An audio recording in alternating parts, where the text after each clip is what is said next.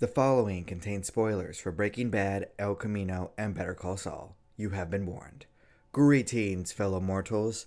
I didn't originally plan to continue making Better Call Saul videos after my Jimmy video, but I am trying to work in some form of entertainment. And I have always thought that the key to gaining and maintaining an audience is by finding the middle ground of what people want and what they don't know that they want. So let's keep the Better Call Saul and Breaking Bad videos going for a while until I find out what my place on YouTube actually will be. Or I could just outright fail. That's always an option, right? But I think that's part of the beauty of Better Call Saul as a show. I don't remember a single person asking for a prequel and eventually wrapping up the loose ends of Breaking Bad. People wanted more Breaking Bad, but they never asked to know more about Saul Goodman. He was an entertaining character during the original show, but the audience didn't clamor desperately for more of him. Because Vince Gilligan followed his vision and the fans demanded more, we got the beauty of Better Call Saul. It's weird to think about a possible world where Kim, Howard, Nacho, and Chuck don't exist, especially if you go back and watch Breaking Bad. Most of those characters wouldn't have ever interacted with Walter anyway. Maybe Nacho, but I think that his best possible conclusion would have been getting as far away from Albuquerque, New Mexico as possible. If he had stayed, he was doomed to die no matter what. Maybe not by Walter's hands, but his story was never going to end well while he was in the drug trade. One character from Better Call Saul that we know would have eventually affected Walter would have been Lalo. Imagine an alternate timeline where Lalo didn't fake his death. Instead, he decided to wait out Gus and keep surveillance over everything that the so-called Chicken Man was doing. Yes, I know that this would have changed Saul's story a bit, but I think the explosion of his and Kim's relationship was going to happen eventually, even without Lalo killing off Howard. But that's the thing about Lalo surviving. If he had lived into Walter's origins as a drug lord, then Walter might have never risen to power. Think about Lalo as a person. He has the calculating mind of Gus. He has the instincts and ingenuity of Nacho. He has the fighting experience of Mike. He has the charisma of Jimmy. He has the ruthlessness of the entire Salamanca family. Out of everyone in the Breaking Bad universe, I would consider him to be the most intimidating and formidable person to exist. Obviously, he's not infallible. His defeat at the hands of Gus proved that, but remember that all it took to beat Lalo. He killed Howard, defeated Kim and Jimmy, and had Mike scrambling. Lalo almost single-handedly brought down Gus's entire operation.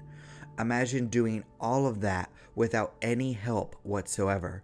Not even Walter can claim that.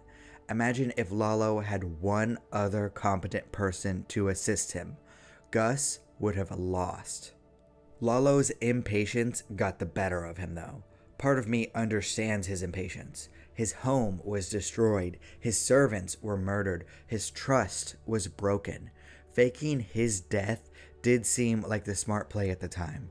But staying alive and working with the cartel to have Don Eladio's personal protection would have been better for him in the long run.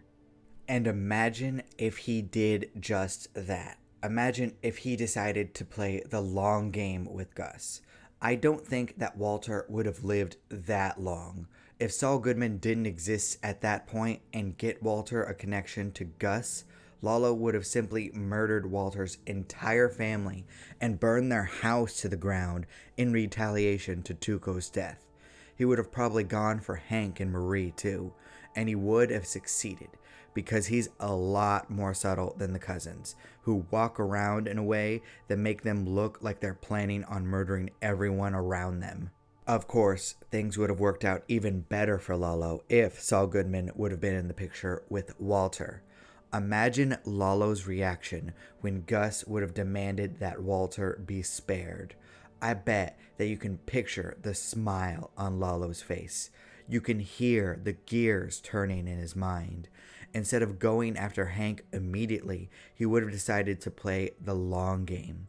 I can imagine him visiting Hector to speak of a plan to avenge Tuco and bring down Gus's entire operation in one fell swoop. Because, as we all know, Walter proved to be Gus's biggest weakness besides the need for revenge. Walter was a bullseye on Gus's perfect armor. Lalo would have seen the conflict and weakness that Walter created. Imagine Lalo getting his hands on Gale. Imagine Lalo getting his hands on Jesse. Imagine Lalo holding Walter's baby daughter in one hand and a gun in the other hand.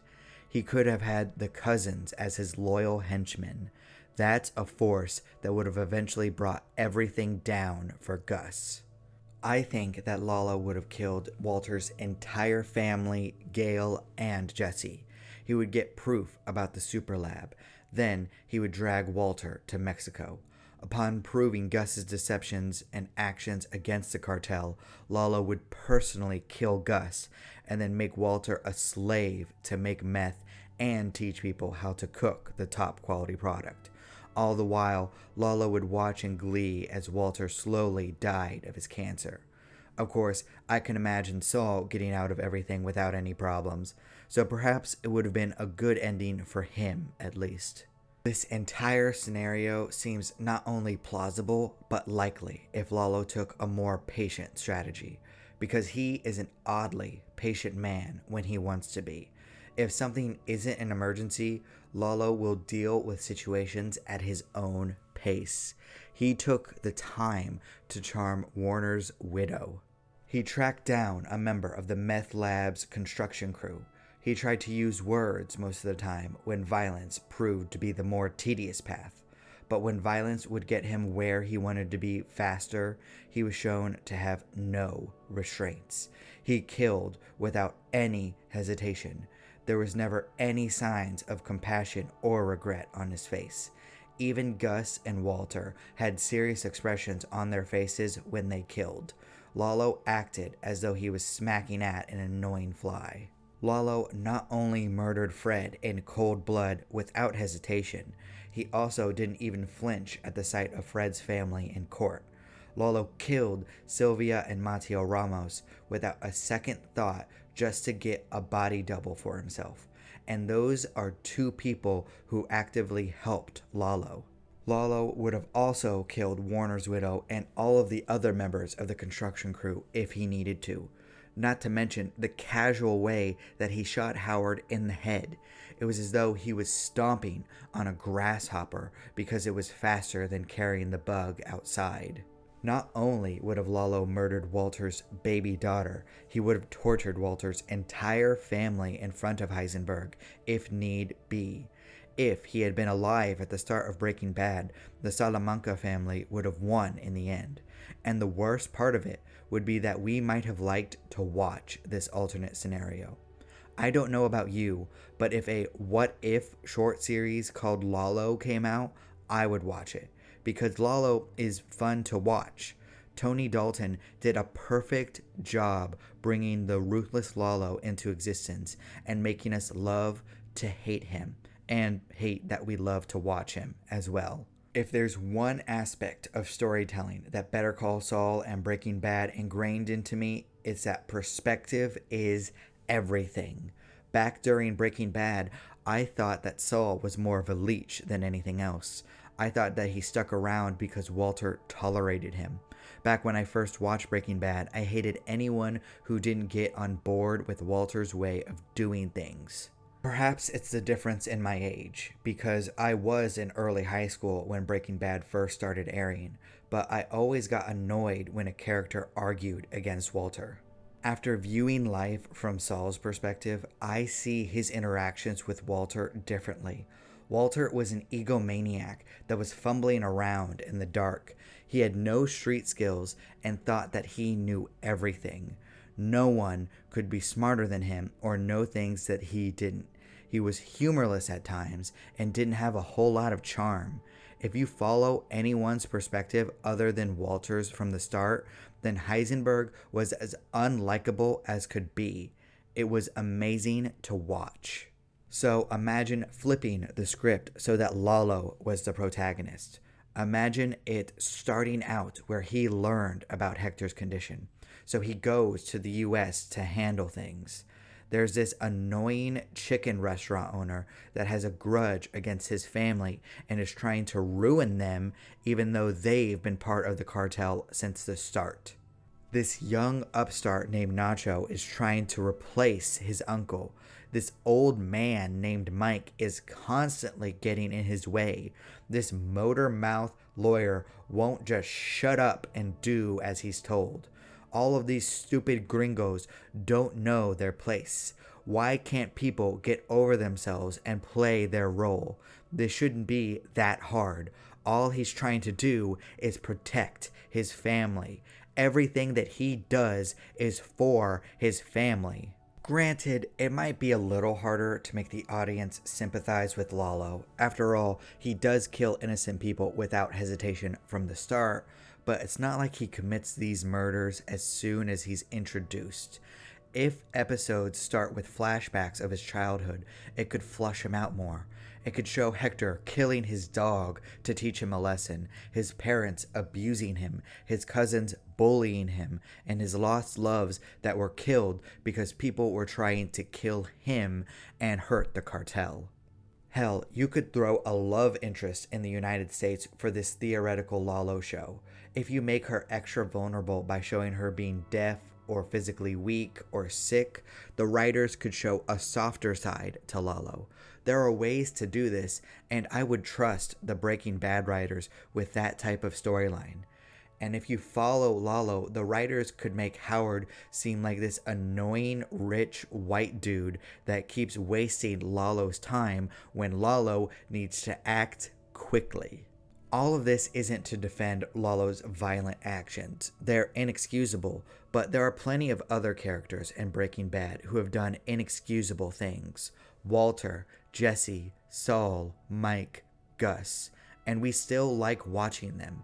So why couldn't a change in perspective make us like watching Lalo as the protagonist? Would fleshing him out change how we see him? After all, he does seem to be different than the other members of his family. Tuco is an addict with sporadic violent tendencies. The cousins are killing machines. Hector comes off as a ruthless asshole at all times. Lalo seems different from them at least, and I would be interested in exploring why. Of course, I'm not advocating for a Salamanca show. These are just thought experiments. Considering that the Breaking Bad universe seems to be over, it would be best to leave that in the realm of fanfiction. But like all the new characters in Better Call Saul, I found myself being deeply invested in Lalo. It feels like this is a show where everything fell into place with the writing and the acting and the timing. Despite the unforgivable things that Lalo has done, I find myself wanting to watch more of him. His combination of competence, intelligence, and charm made him the single most dangerous character in Breaking Bad. Imagine what he could have done if he had help. Yeah, I don't think any of the other characters would have stood a chance. Thank you so much for watching. If you like my takes on storytelling, please consider subscribing and liking the video. It would really help me out. Also, remember that I'll be self-publishing my novel, Dance of Frozen Death, at the start of 2023. I hope that you will check it out. I appreciate you. Do not despair.